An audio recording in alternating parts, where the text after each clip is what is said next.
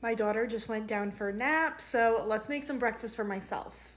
And I'm craving Texas French toast and some grilled cinnamon sugar apples, so let's do it. Also, look how cute my mug is. And Dexter's mom. There's my guy. He just had a bath. He's not happy with me. He had a bath. I've got my Texas toast. I've got my apple here. I'm gonna start by prepping this just because this is gonna take longer to cook. So we're gonna cook this first. I've got a Honeycrisp apple and I'm taking the skin off, and I don't know if I want to cube it or I don't know, but I'm gonna chop up my apple and add it into a saucepan. I decided on like apple fry shape, you know, like the apple fries from McDonald's.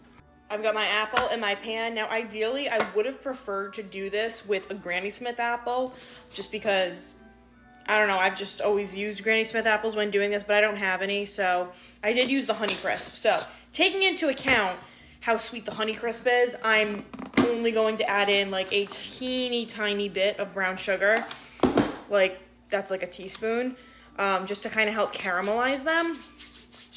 If I was using a Granny Smith, I would add a little bit more. And then I'm gonna take some butter, some Kerrygold butter, and I'm gonna add in just a nice little spoonful of that. I'm gonna go ahead and let this all cook together. Now to prep my egg mixture, custard mixture for the French toast, I'm gonna add in 1 egg, and I will say I keep my French toast like pretty simple, like egg and milk, and then vanilla and cinnamon. Like, and I sometimes don't even add the vanilla. Like, I just kind of keep it really, really simple.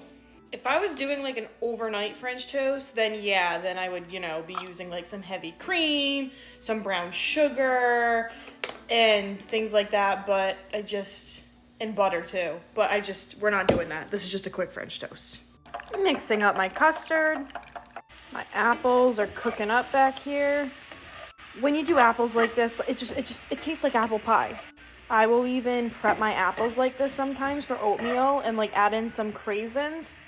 Delicious. I think I've showed that before. But if I have, I haven't shared it in a while. I gotta share my oatmeal recipe with you guys. My apple's just finished, so now let's cook up the toast.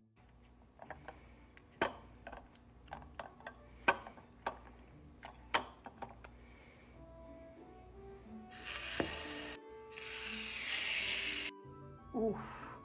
Some good old syrup. Oof.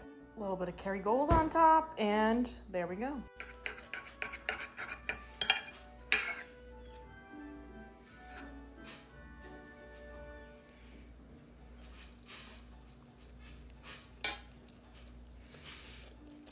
So good.